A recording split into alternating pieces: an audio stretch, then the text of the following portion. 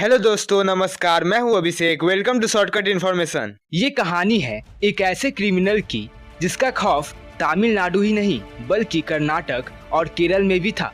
इसके कारनामों की चर्चा देश के अलावा विदेशों में भी हुआ करती थी और इस पे सैकड़ों लोगों को मारने और करीब 2000 हाथियों की हत्याओं का आरोप था, जिसे रॉबिन हुड ऑफ इंडिया भी कहा जाता था। इस क्रिमिनल का नाम था वीरप्पन।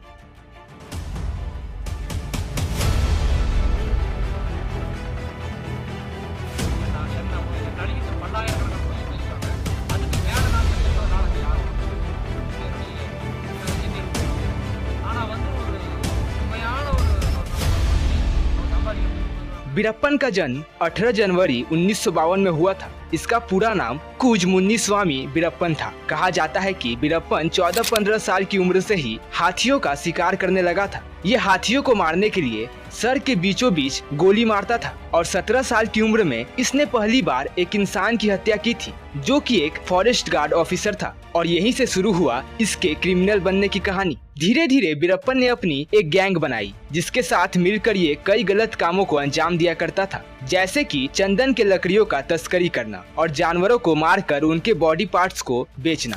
और जो भी उसके रास्ते में आता या उसे इन सब गलत कामों को करने से रोकता, उसे वीरप्पन मार दिया करता था। रिपोर्ट्स की माने तो वीरप्पन के इन सब गलत कामों के चलते एक बार फॉरेस्ट ऑफिसर श्रीनिवास ने वीरप्पन को पकड़ा भी था, लेकिन वह किसी तरकीब से भाग निकला। फिर कुछ दिनों बाद वीरप्पन ने उसी ऑफिसर को मौत के घाट उतार दिया था और उसके सिर को काटकर फुटबॉल खेला था। वीरप्पन को ढूंढने के लिए पुलिस कई स्ट्रेटजी बनाती, लेकिन वो बार बार बच निकलता, क्योंकि वीरप्पन के पास एक एडवांटेज था और वो था जंगल। दरअसल वो बचपन से ही जंगलों में रहा था और उसे जंगल के हर एक रास्ते का पता था और थोड़ी सी हलचल से वो सावधान हो जाता था। वो अपने आप को जंगल का राजा समझता था। इतना ही नहीं, उसके कई बाहरी सोर्स भी थे जो उसे पहले ही बता दिया करते थे कि पुलिस उसे पकड़ने आ रही है।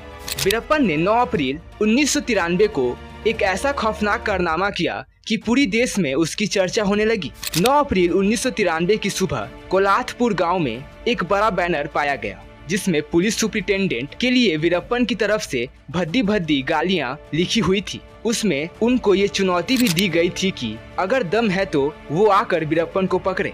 फिर क्या, उसी दिन वीरप्पन को पकड़ने के लिए रैम्बो गोपाला कृष्णन अपने टीम के साथ निकल पड़े, लेकिन उन्हें ये नहीं पता था कि ये एक वीरप्पन की चाल थी।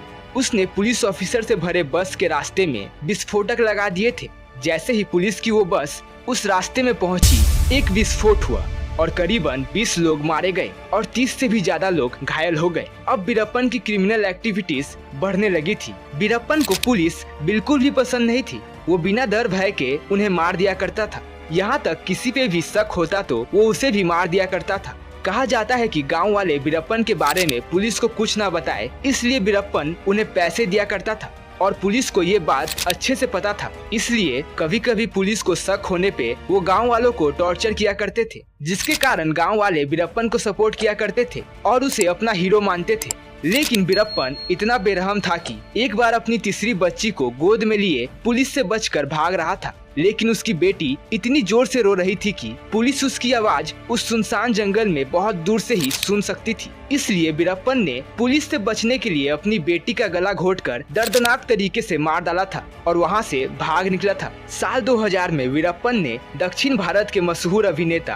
राजकुमार का अपहरण कर लिया। राजकुमार 100 से अधिक दिनों तक वीरप्पन के चंगुल में रहे। इस दौरान उसने कर्नाटक और तमिलनाडु दोनों राज्य सरकारों को घुटनों पर ला दिया। अब वीरप्पन को पकड़ने के लिए एक स्पेशल टास्क फोर्स बनाई गई, जिसके हेड बने के विजय कुमार। अब आए दिन एसटीएफ की झड़प वीरप्पन से हुआ करती और देखते ही देखते कुछ सालों के भीतर वीरप्पन के 80% साथियों को मार गिराया गया। अब वीरप्पन कमजोर पड़ने लगा था और यहाँ वहाँ जंगलों में पुलिस से बचकर भागता रहता था। वीरप्पन को बाहरी दुनिया को ऑडियो और वीडियो टेप्स भेजने का शौक था। एक बार ऐसे ही एक वीडियो में एसटीएफ ऑफिसर्स को पता चला कि वीरप्पन को एक कागज पढ़ने में दिक्कत हो रही है और वो समझ गए कि उसकी आंखों में गड़बड़ है।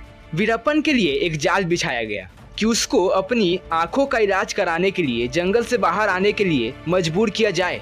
इसलिए पुलिस के इन्फॉर्मर्स ने वीरप्पन के साथ कई मुलाकातें की और उसे कन्विंस किया कि उसे अपने आंखों का इलाज कराना चाहिए और शायद तकलीफ ज्यादा होने के कारण वीरप्पन मान भी गया। फिर एक स्पेशल एम्बुलेंस बस तैयार की गई जिसके अंदर 2 STF ऑफिसर बैठे थे, इंस्पेक्टर वेली डुराई और ड्राइवर सर्वानंद।